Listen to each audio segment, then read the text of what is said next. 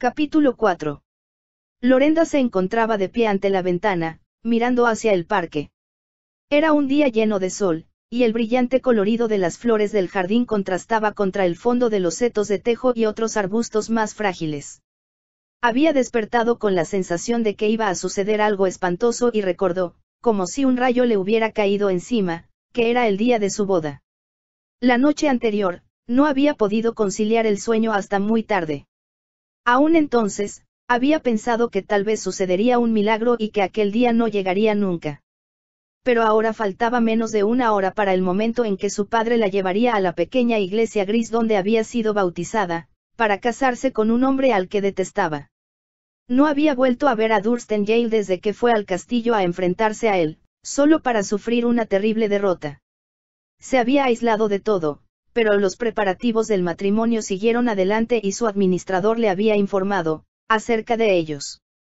Después de la ceremonia en la iglesia, que oficiaría el vicario, se dirigirían al castillo para el almuerzo de bodas, al cual asistirían todos los personajes importantes del condado. Lorenda no tenía idea de quiénes eran y no quería humillarse ante el administrador preguntándoselo, pero imaginaba que no serían muchos. Apenas terminara el almuerzo de bodas, irían a convivir con los arrendatarios y los empleados, que tendrían una fiesta especial en el enorme granero de Taid, cuyo derrumbado techo, se dijo Lorenda, habría sido sin duda ya reparado. Más tarde, al anochecer, habría fuegos artificiales y baile en el jardín, y la presentación de los bailarines Morris sería la máxima atracción de la fiesta. A ella le parecía excesivo todo aquello, pero su padre, en cambio, había lanzado exclamaciones de alegría, alegando que así se celebraban las fiestas en el pasado, como él las recordaba desde que era niño. Lorenda no recibió ningún mensaje personal de su futuro esposo, pero cada vez que pensaba en él sentía crecer su antipatía y a veces la asustaba la intensidad de sus sentimientos. Lo odio. Lo odio, se decía, y comprendía que la trampa que tanto había temido se había cerrado en torno a ella y a partir de hoy no tendría escapatoria. Estaba ya vestida con el traje que intentaba lucir en su boda. Esa mañana, muy temprano, la anciana señora Dogman había subido trabajosamente la escalera con una enorme caja y le informó a Lorenda que la había entregado un carruaje del castillo. Aún antes de abrirla, Lorenda sospechó de qué se trataba, y cuando levantó la tapa y miró al interior, descubrió que no se había equivocado. Dunstan Yale le había enviado un traje de novia. Era, en realidad, uno de los más hermosos vestidos que había visto en su vida y se dio perfecta cuenta de lo mucho que la favorecería. Estaba confeccionado en satén blanco amarillento, cubierto con gasa blanca, que sin duda destacaría la transparencia de su piel y haría resaltar su cabello bajo el exquisito velo de encaje que lo acompañaba. Pero ella no tenía intención de permitir que Dunstan Yale seleccionara o pagara su traje de novia. Se pondría lo que quisiera y él no tendría autoridad sobre su persona hasta que el anillo de boda hubiera sido puesto en su dedo. No tenía dinero para comprarse nada nuevo aunque hubiera querido, pero su guardarropa estaba lleno de los elegantes vestidos que había usado en Londres y que habían causado la admiración de todos. Los había examinado con gran cuidado, uno por uno, hasta que, con una sonrisa divertida, había escogido en vez de uno blanco, un vestido verde. Aquel era el tipo de conducta poco convencional que sus antiguos conocidos habrían esperado de ella y Lorenda, con cierto aire de travesura, esperaba sorprender y tal vez desconcertar a la conservadora gente de Cornwall y a Dunstan Yale. Con el traje de noche, se había puesto un sombrero de ala ancha que adornó con plumas de avestruz de color verde. Se veía muy hermosa y su aspecto era en verdad sensacional. Pensó, al mirarse en el espejo, que Dunstan Yale comprendería el desafío que ello entrañaba. No me someteré a él, se dijo. Puesto que me ha comprado, le haré la vida tan incómoda y miserable como me sea posible.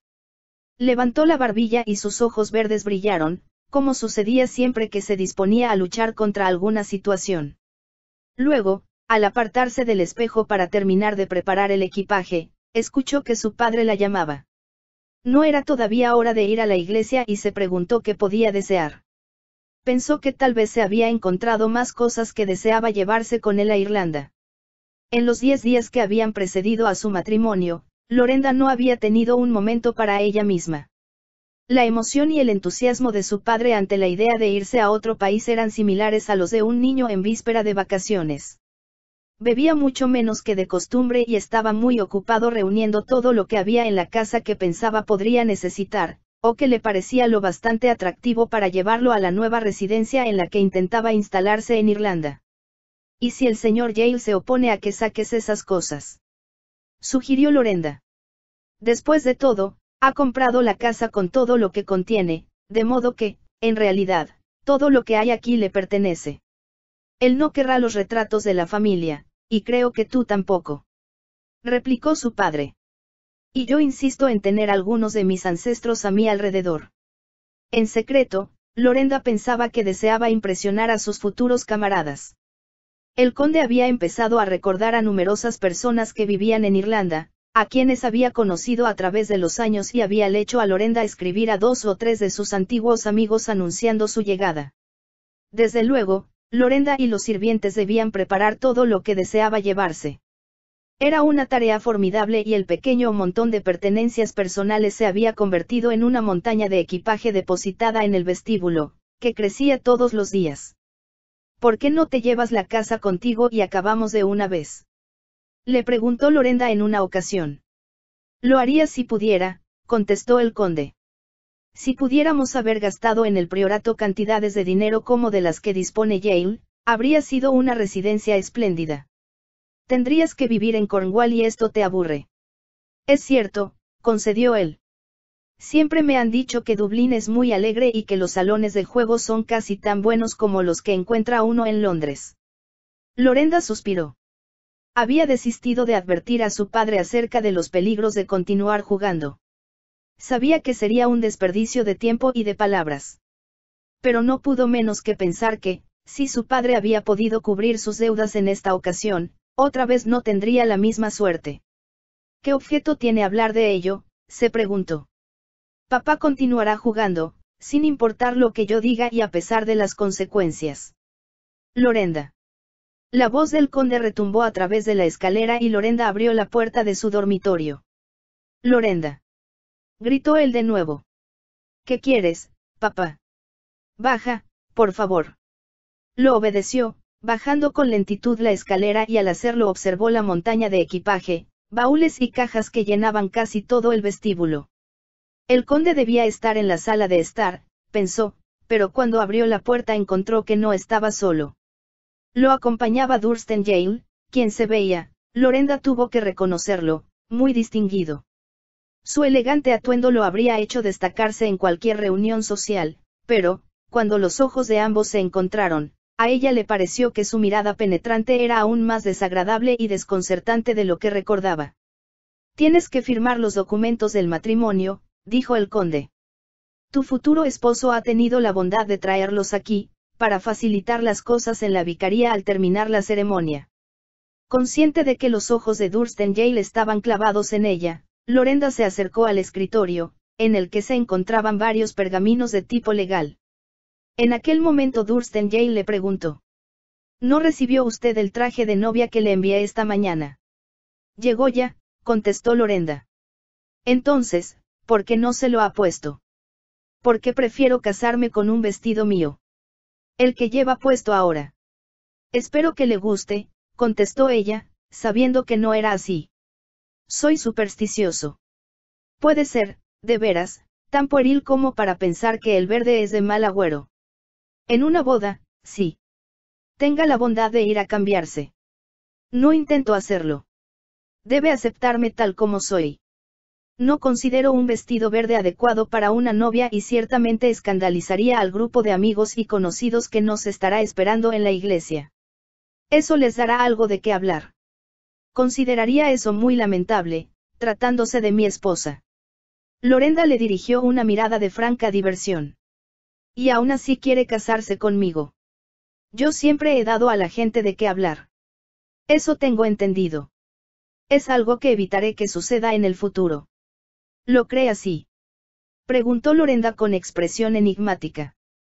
Tomó la pluma blanca del escritorio y la humedeció en el tintero. ¿En dónde quiere que firme?, preguntó. Thurston Yale extendió la mano y la apoyó sobre los documentos. Primero se cambiará de ropa. Ella lo miró a la cara. Aquella mandíbula cuadrada, aquella dura línea de la boca de él, le hicieron comprender que intentaba que sus órdenes se cumplieran. Ya le he dicho que deseo casarme de verde. La mujer con quien yo me case irá vestida de blanco. Se enfrentaron uno al otro, a través del escritorio. Entonces, con un movimiento repentino, Durston-Yale retiró los documentos. Lo siento, milord, le dijo al conde, pero, después de todo, será mejor que estos documentos se firmen en la vicaría, después de que la boda haya tenido lugar. Se dirigió hacia la puerta. Solo me casaré con una mujer que se vea realmente como una novia y esperaré en la iglesia no más de 3 minutos después de la hora fijada para la ceremonia. Había tomado, tanto al conde como a Lorenda, por sorpresa, y ninguno de los dos supo qué decir. «Caramba, Lorenda», exclamó su padre. «¿Qué es lo que estás haciendo? ¿Por qué te estás portando de esta manera? No tienes suficiente sentido común como para darte cuenta de que ese no es un hombre con el que puedas jugar». Lorenda guardó silencio y él levantó la voz al decir: «Sube ahora mismo a cambiarte. No te quepa la menor duda de que si llegamos tarde, no esperará. Dios mío. ¿Por qué me diste esta hija, medio loca y medio tonta?» Hablaba en tono desesperado y Lorenda comprendió que se debía a que estaba temeroso de no poder ir a Irlanda, después de todo. Como sabía que no podía privarlo de ese placer y comprendía también que no podían permanecer en el priorato sin dinero, subió la escalera, sintiendo que cada paso que daba la acercaba más al cadalso. ¿Cómo había podido meterse en ese embrollo? ¿Por qué no se había casado con uno de los hombres que le habían ofrecido su amor en Londres? Aún el ser amante de Alric, pensó, habría sido mejor que esto. Pero como el tiempo iba pasando, se quitó el traje verde y la vieja señora Dogman subió para abotonarle el nuevo vestido blanco y ayudarle a colocarse el velo en la cabeza, prendiéndoselo con la tradicional guirnalda de azahares. Cuando estuvo lista, Lorenda comprendió que se veía más hermosa de lo que se había visto nunca. Pero cuando bajó y encontró a su padre dando vueltas de un lado a otro, con visible nerviosidad y consultando con frecuencia el reloj, se dijo que su odio hacia Durston-Yale se había intensificado aún más. Oró pidiendo que aquel hombre llegara a arrepentirse amargamente de haberla forzado a que se casara con él. Solo desea a una Camborne por esposa, pensó. Es todo lo que significó para él. Un nombre aristocrático para adornar su mesa y darle la importancia que no le corresponde por nacimiento.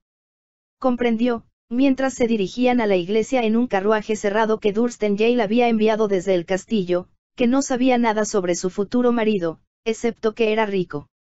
Debe ser inteligente para haber ganado tanto dinero, pensó.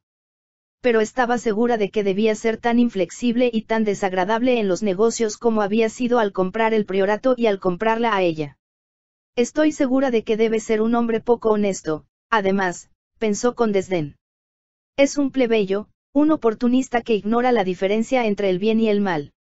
Sin embargo, le costaba trabajo creer que Durston-Yale fuera, en realidad, un hombre de baja extracción. Ella siempre había relacionado aquel aire de autoridad que lo caracterizaba con la gente bien nacida. Era, al menos, un hombre cuidadoso de los detalles, pues a la entrada de la iglesia esperaba a Lorenda un ramillete que complementaba el vestido que llevaba. Estaba hecho con azucenas y gardenias. Era muy hermoso, y su suave fragancia aminoró por un instante la tempestuosa violencia que bullía en su pecho. Y, cuando tomada del brazo de su padre recorrió el pasillo central de la iglesia, y vio a Durston-Yale esperándola, se sentía serena, a pesar del odio que la consumía. La iglesia estaba decorada con mucho lujo y con gran profusión de flores blancas. Todas las bancas estaban llenas, pero solo hasta que salieron de la sacristía, Lorenda tuvo oportunidad de buscar algunos rostros familiares entre la concurrencia. Se tardaron un poco más de lo previsto, ya que los documentos matrimoniales y las actas en que se transmitía la posesión del priorato tuvieron que ser firmados en la sacristía. Lorenda vio también que su padre se metía en el bolsillo un sobre, que sin duda alguna contenía un cheque por 40.000 libras. Durston-Yale se ha asegurado de que no podamos jugarle una mala pasada, pensó, y se juró a sí misma que encontraría la forma de vencerlo, aunque él imaginara lo contrario. Regresaron al castillo en una carroza abierta decorada con flores y tirada por 4 caballos blancos. Todo lo ha preparado como si fuera una función teatral, se dijo Lorenda furiosa. Lo que quería en realidad era una función de circo. No miró al hombre sentado a su lado, pero saludó con la mano a los niños que los vitoreaban al pasar por el pueblo y a los viejos porteros que se inclinaron y les hicieron reverencias al cruzar la verja para entrar en el sendero que conducía al castillo. Cuando Lorenda y su esposo bajaron de la carroza, el mayordomo les dio la bienvenida con un pequeño discurso y ella advirtió que los otros sirvientes estaban parados en hilera para saludarla antes que entraran en el salón de banquetes. Para su sorpresa, 50 personas se sentaron a la mesa en el almuerzo nupcial y los jefes de casi todas las familias antiguas del condado habían asistido a la boda. Eran personas que saludaban a su padre con sincero placer y ella pensó en lo tonto que él había sido al no ponerse en contacto con sus viejos amigos cuando volvió a casa. Era ya demasiado tarde ahora, pero pensó que, si al conde le hubieran vuelto a dar la oportunidad de escoger, tal vez habría preferido permanecer en el condado que lo vio nacer, que iniciar una nueva vida en un país desconocido. Muchos de los invitados le dijeron que recordaban a su madre, pero Lorenda tuvo la impresión de que también habían oído hablar de algunas de sus propias hazañas en Londres y hablaban con cierta reserva al dirigirse a ella. La comida fue excelente, lo mismo que los vinos. Todos parecían estarse divirtiendo mucho, aunque Lorenda no pudo probar bocado. Estaba consciente, en todo momento, del anillo que rodeaba el dedo anular de su mano izquierda y del hecho de que Durston-Yale se lo hubiera puesto con inquietante firmeza y autoridad. Había hecho sus votos matrimoniales en igual forma, con una voz muy clara, lo cual hizo sentir a Lorenda que la estaba desafiando aún en el momento en que se encontraban ante el altar. Ella estaba decidida a no mostrarse tímida, ni a permitir que su voz temblara, y cuando llegaron al salón del banquete, se propuso permanecer tranquila. No permitiría que nadie, y mucho menos Durston-Yale, pensara que tenía miedo o que aquella ocasión la intimidaba. Como no tenía deseos de hablar con su esposo, no le hizo ningún caso, y se dedicó a conversar con un funcionario público del condado que se sentaba frente a ella. Era un anciano que quería hablarle de las dificultades por las que estaba pasando la industria pesquera, los gastos en que incurrían los campesinos para hacer llegar sus productos a los mercados, y de otros problemas locales. Todo esto, pensó ella con vaguedad, parecía un eco del pasado, pues había oído hablar de las mismas cosas cuando estuvo por última vez en Cornwall, 10 años atrás. El almuerzo se prolongó interminablemente, pero al fin el funcionario del condado propuso un brindis a la salud de los novios y Durston se puso de pie para contestarle. Habló en forma breve, concisa e ingeniosa, para sorpresa de Lorenda, y se mostró muy seguro de sí mismo. Es tan vanidoso, pensó, que me sorprende que necesite de mi título para envanecerse más todavía. Cuando los invitados se despidieron, Lorenda pensó que podía subir a su dormitorio. Por favor, no te cambies, le dijo Durston-Yale cuando ella se disponía a subir la escalera. Lorenda lo miró y enarcó las cejas. Los arrendatarios, con quienes nos reuniremos en breve, querrán verte vestida de novia y no me gustaría que los desilusionaras. ¿No tengo oportunidad de elegir?, preguntó Lorenda. Era la primera conversación que tenían desde que se habían casado. No, contestó él y se alejó sin esperar a que ella respondiera. Lorenda iba temblando de furia cuando subió la escalera arriba, encontró a un ama de llaves de rostro agradable, que la condujo a la habitación que era conocida como la alcoba de la reina. La costumbre se derivaba de que, en la llamada alcoba del rey, dormía siempre el amo del castillo, del mismo modo que, en otro tiempo lo había hecho el rey Carlos I cuando luchaba contra los parlamentaristas. Ello dio lugar a que la gente local que servía en el castillo pensara que era adecuado, si el amo dormía en la llamada alcoba del rey, que se llamara alcoba de la reina a la habitación donde dormía su esposa. Lorenda, pues, se encontró en la habitación que había sido ocupada por generaciones de ladies Penrhyn.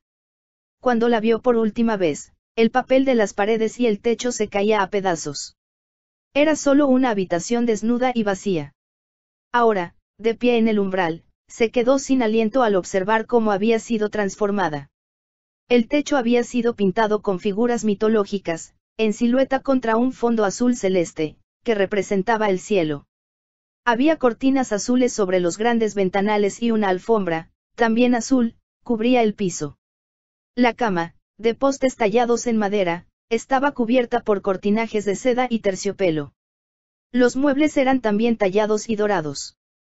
Sobre las mesas y los armarios se veían enormes jarrones de flores blancas, azucenas como las de su ramo, y claveles y gardenias. Espero que le guste, milady, dijo el ama de llaves con gran respeto. Es una habitación preciosa, contestó Lorenda. Cuando recuerdo el aspecto que tenía, casi no puedo creer que haya tenido lugar una transformación así. El castillo está ahora muy lindo, milady, y todos los personajes que se han hospedado aquí últimamente dicen que el amo tiene un gusto excelente. Lanzó un leve suspiro. Pero me alegro de que esto haya terminado. Teníamos verdaderos ejércitos de trabajadores aquí. Nunca imaginé que las cosas se hicieran de ese modo, con tanta rapidez. Cuando el amo quiere algo, lo consigue. Eso era muy cierto, pensó Lorenda con amargura. Se quitó la guirnalda y el velo, para lavarse la cara y las manos. Entonces la doncella acudió a arreglarle el cabello y colocarle de nuevo la guirnalda. No tenía objeto ya, pensó Lorenda, negarse a usar el vestido con el que se había casado. Había sostenido una batalla ese día y la perdió. No se sentía inclinada a desafiar a su marido con respecto al mismo asunto. Acababa de terminar de arreglarse cuando llamaron a la puerta. Cuando la doncella abrió, se dio cuenta de que era su padre quien estaba en el umbral. He venido a despedirme, Lorenda. La doncella salió de la habitación para dejarlos solos y Lorenda se acercó a él. Tu esposo me ha hecho sentir orgulloso de nuevo. Me ha proporcionado magníficos caballos y jinetes acompañantes, para que vayan conmigo en la primera parte de mi viaje. ¿Piensas ir a Bristol? Sí, ahí tomaré un barco que me llevará a Irlanda.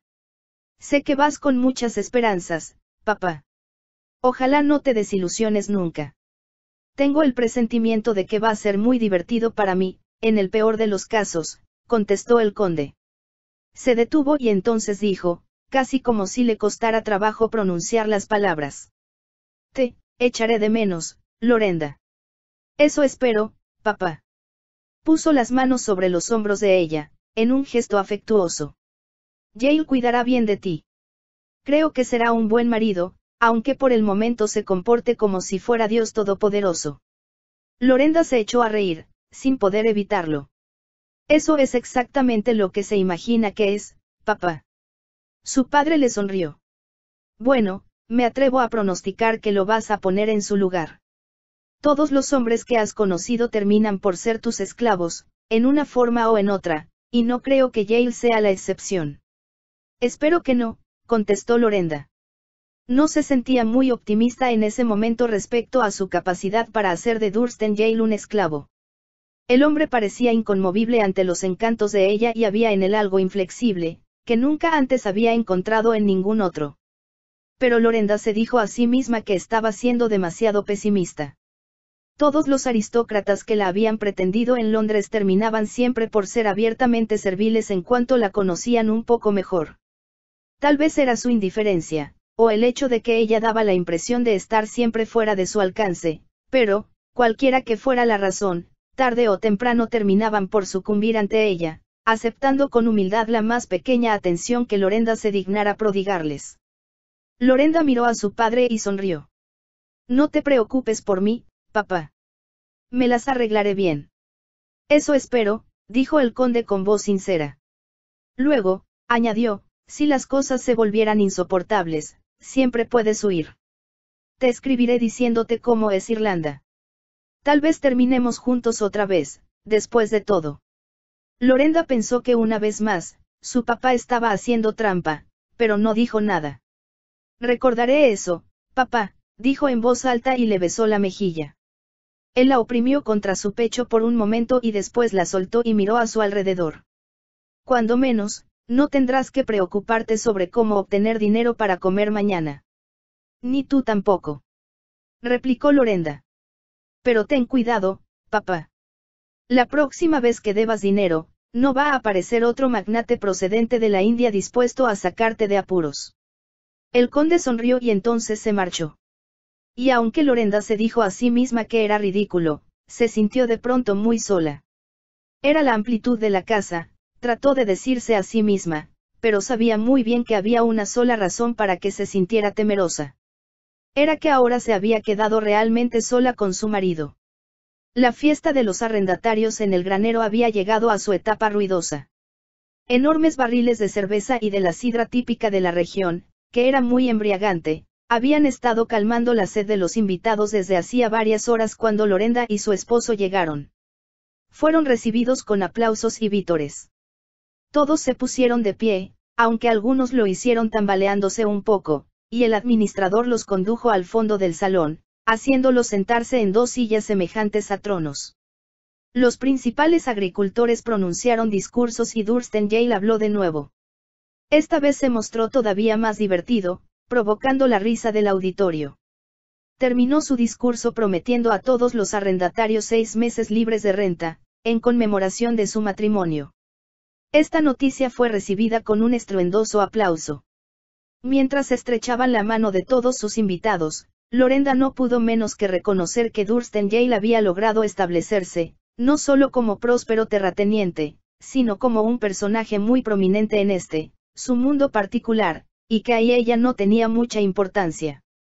Las mujeres, sin embargo, le desearon buena suerte y algunas de ellas le regalaron trozos de brezo blanco y concha de mar, lo cual consternó a Lorenda, pues sabía que eran símbolos de fertilidad y amuletos para tener muchos hijos. Más tarde, todos salieron a contemplar una exhibición de fuegos artificiales. Lorenda empezaba a sentirse muy cansada y cuando por fin Durstengale dijo que podían retirarse, se dirigió agradecida hacia un amplio salón que no había visto antes. Era una habitación muy bella, pero estaba demasiado fatigada para admirar los cuadros o los muebles que allí había. Al mirar el reloj de pared vio que eran las 10:30.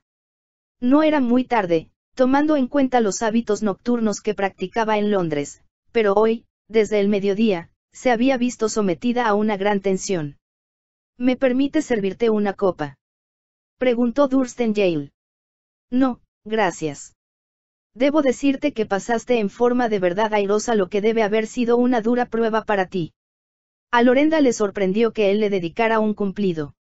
Había tenido la incómoda impresión, durante todo el día, de que él criticaba cuanto ella hacía o decía. Mañana quiero mostrarte los numerosos regalos de boda, dijo él. No creí necesario tenerlos en exhibición y mi secretario los ha colocado en uno de los salones, para que tú los veas. Ninguno era de amistades mías, ¿verdad?, preguntó ella, y como él no contestó dijo con ironía, ¿anunció usted nuestro matrimonio en la Gaceta? No. Ella enarcó las cejas. ¿Por qué no? Pensé que parecería extraño que te hubieras casado tan poco tiempo después de salir de Londres. Solo podía haber una razón ostensible para la premura del matrimonio. El que usted fuera rico, ¿a eso se refiere? Sí, así es. Habría sido difícil para usted explicar que la verdadera razón era que deseaba una esposa con tierras adyacentes y un título, ¿no? Lorenda trataba de mostrarse desagradable, pero su esposo no la tomó en cuenta. Supongo que deseas retirarte, dijo. Lorenda se sintió irritada porque él había sido el primero en sugerirlo. Se puso de pie. Estoy en verdad fatigada, asintió. Estrechar la mano a tantas personas es agotador.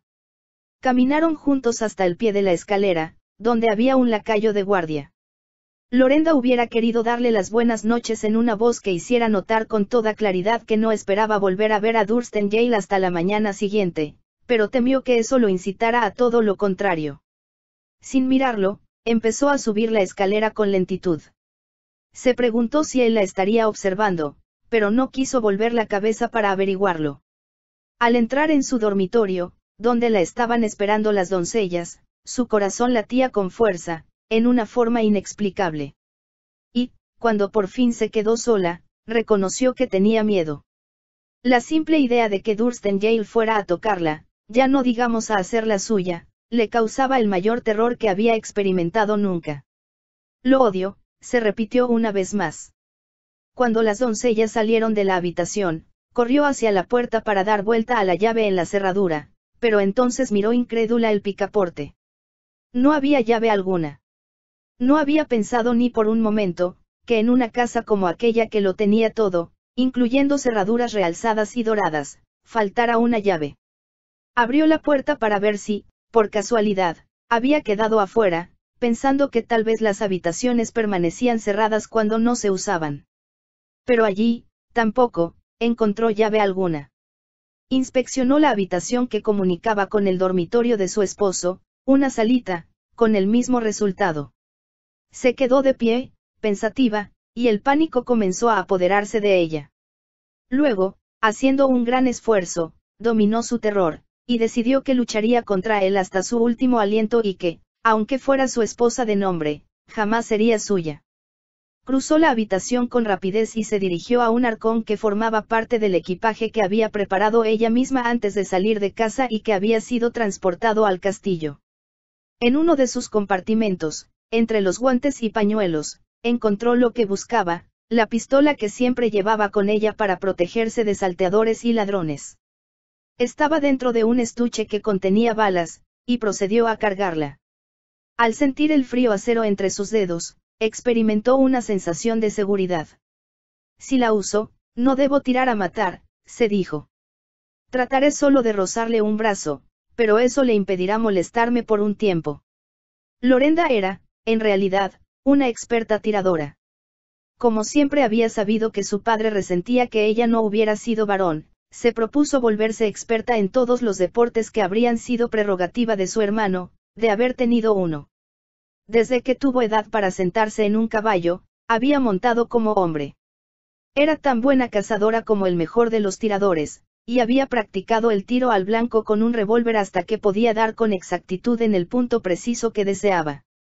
Antes de salir de Cornwall, cuando tenía 10 años, competía en carreras de caballos, no con los chicos de su edad, sino con los palafreneros, saltando los obstáculos que los adultos usaban para sus propias carreras. Desde tan tierna edad, montaba los mismos caballos que ellos y los ayudaba a domar a los potros. Era tan hábil para montar y manejar caballos, que el viejo jefe de los palafreneros solía decir: «Usted nació para montar, milady. Lo trae en la sangre, eso es algo que no se puede enseñar». Con la pistola en la mano, Lorenda se sentó en una silla que daba hacia la puerta. Sus doncellas le habían puesto un transparente camisón adornado con encajes, que ella había traído de Londres. Encima, en lugar del negligé que hacía juego con él, se puso una bata gruesa de satén que era menos reveladora. Lorenda apretó con fuerza la banda de seda de la bata alrededor de la cintura, y se aferró a la esperanza de que su belleza no hiciera perder la cabeza a su marido, como a tantos otros hombres. Siempre, tarde o temprano, cuando se encontraba con un hombre, éste perdía el control de sí mismo y trataba de abrazarla y de besarla.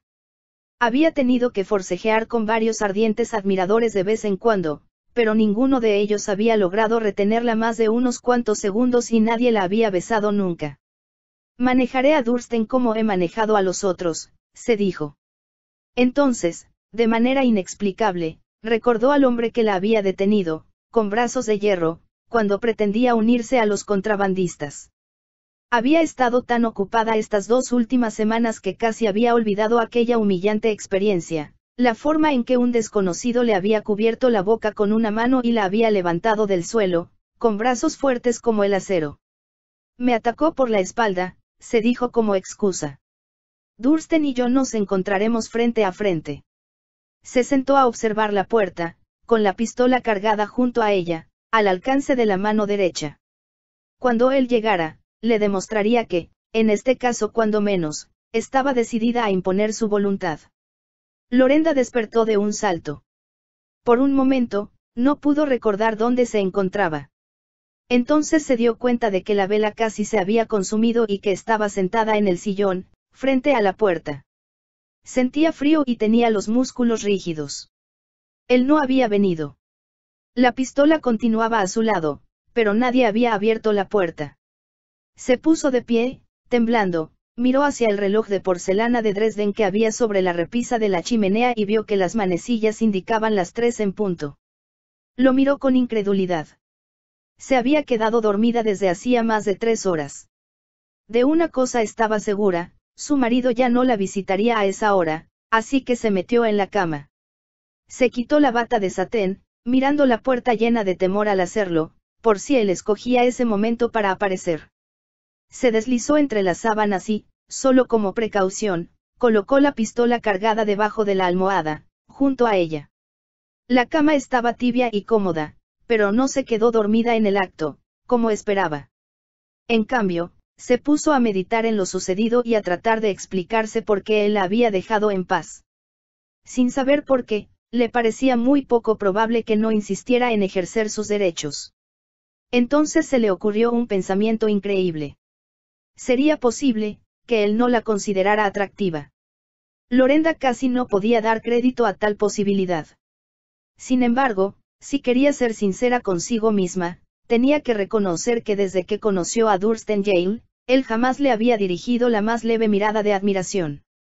Aún ese día, en que se había puesto el traje de novia que él le había seleccionado y el velo que le proporcionó, él se había limitado a contemplarla con expresión burlona. ¿Sería en verdad posible que, entre todos los hombres del mundo, se hubiera casado precisamente con alguien que no estaba interesado por ella, como mujer, en absoluto? La idea se le antojaba tan absurda que, por un instante, Lorenda pensó que debía estar equivocada. En cierto modo, la confortó pensar que no tendría que luchar para evitar que su esposo la tocara, pero, al mismo tiempo, un instinto muy femenino la hizo sentirse furiosa ante su indiferencia.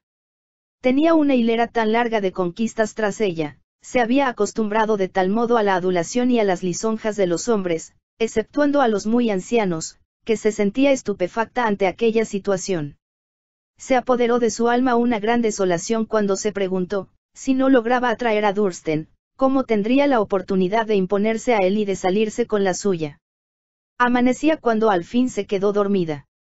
Y cuando despertó, descubrió que el problema que la había tenido despierta la noche anterior continuaba en su mente. Las doncellas la despertaron, como ella les había ordenado, a las 8 en punto.